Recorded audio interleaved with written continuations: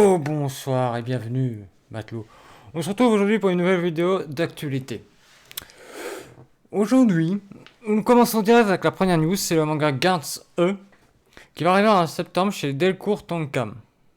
Il s'agit d'un spin-off du manga de Gantz qui débarque le 1er septembre prochain. Le résumé, MB, un paysan, demande Hoharu en mariage, mais celle-ci lui répond qu'elle aime un autre. Masakichi MB. Masakichi MB rencontre Masakichi. Ouais, il est bizarre le aussi déjà, il y a beaucoup de trucs qui vont pas, je trouve. Qui découvre qu'il sait manier le sabre malgré sa condition de paysan. Alors qu'il s'affronte, une jeune fille se noie. Les deux hommes meurent en tentant de la sauver. Ils se retrouvent dans une salle appelée Gantz. Ok. News suivante, c'est le jeu mobile issu de l'œuvre Bofuli qui va s'arrêter prochainement. Il a été sorti sur iOS et Android en 2020 et il va s'arrêter le 21 septembre prochain. C'était annoncé hier. La news suivante, c'est le manga Blackguard qui se conclut avec son 5e tome. C'est l'autrice Ryo Hanada qui l'a annoncé sur son Twitter. Voilà. La news suivante, c'est les épisodes 18 et 19 de l'anime Shaman King vont être retardés à cause des Jeux Olympiques de Tokyo. Voilà. Il n'y a pas grand chose à dire sur ce point de vue-là. Là, il y a un peu plus à dire. C'est là le jeu mobile The Idol Master Shiny Colors.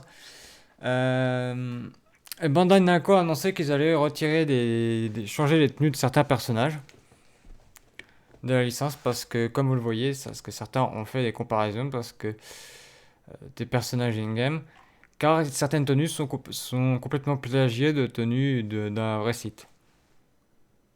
Voilà. Donc ils vont en refaire. Et les joueurs qui les ont achetés, ben là, ils ne seront pas remboursés, ils vont juste avoir la tenue qui change. Voilà. Faut la mettre dans le bas. La news suivante, c'est Sony Entertainment qui va très certainement se lancer aussi dans les VTubers, parce qu'ils ont lancé des éditions pour trouver des YouTubers virtuels. Et c'est ainsi qu'on apprend que les candidats ont jusqu'au 30 septembre pour déposer leur candidature. Voilà. La news suivante, c'est le film Evangelion, le dernier Evangelion, ou Evangelion, n'est plus diffusé en salle. Voilà. Il totalise un total de 6,669 millions d'entrées recensées au Japon. Ce qui est beaucoup quand même. Bon, voilà.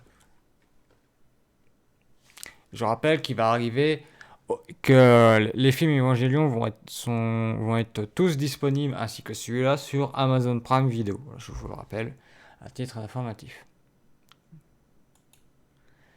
La news suivante, c'est le manga Tokyo Revenger qui s'est vraiment beaucoup boosté grâce à l'anime, ce qui fait qu'à maintenant il y a 32 millions d'exemplaires qui sont en circulation.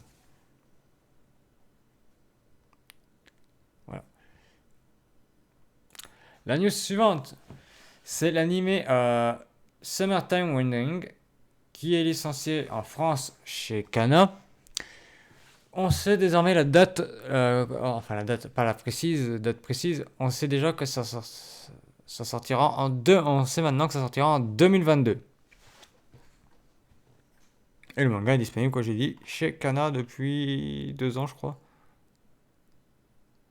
Ouais, non. Je crois que c'est 2 ans, il est disponible en France depuis 2 ans chez Kana. Et nous restons dans le côté manga, c'est Château qui a annoncé avoir acquis le manga Enroll Back de Nakazato, Alona et Kantetsu.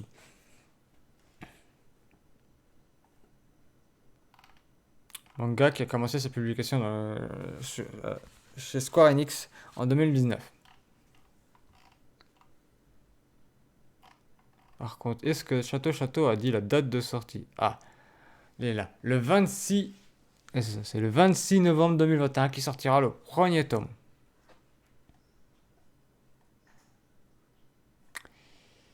La news suivante, c'est Kazé qui a annoncé sortir le combo Blu-ray DVD du film Happy Go Lucky Days, qui sortira le 21 septembre prochain au prix de 25 euros. J'arrondis, hein. Pour un centime, j'arrondis. Voilà. La news suivante, c'est les fans de Token Ranbu qui vont être contents. Le jeu arrive en anglais sur smartphone. Voilà. À l'international, bien évidemment.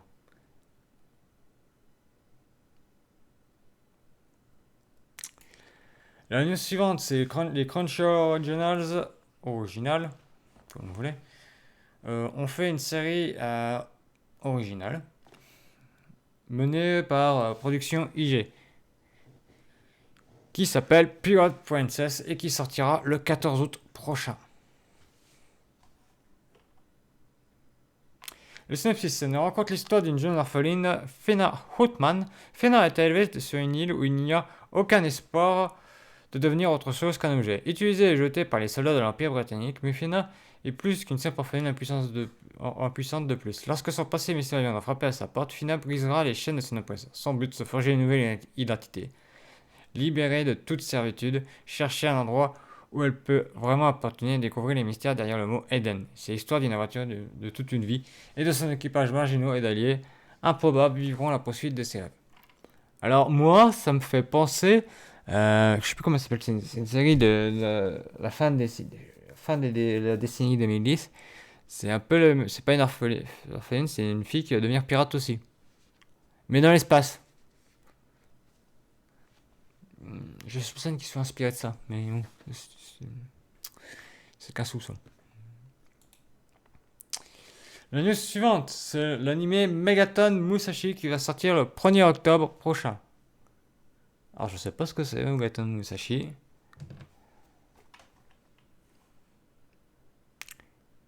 Un jeu RPG, notamment un animé et un jeu RPG est prévu sur Switch, PS4 et smartphone. Ah ok. L'histoire de cet univers se déroule après que 90% de l'humanité ait été décimée des suites d'une invasion. Les survivants se sont tous rassemblés dans une réserve où ils sont monitorés, où les souvenirs de cette invasion sont petit à petit effacés. 3 adolescents sont choisis pour devenir les pilotes de machines qui, une fois combinés, forment le robot Musashi, construit à partir d'un solide alliage, le Megatronium. Ouais, d'où... Ok.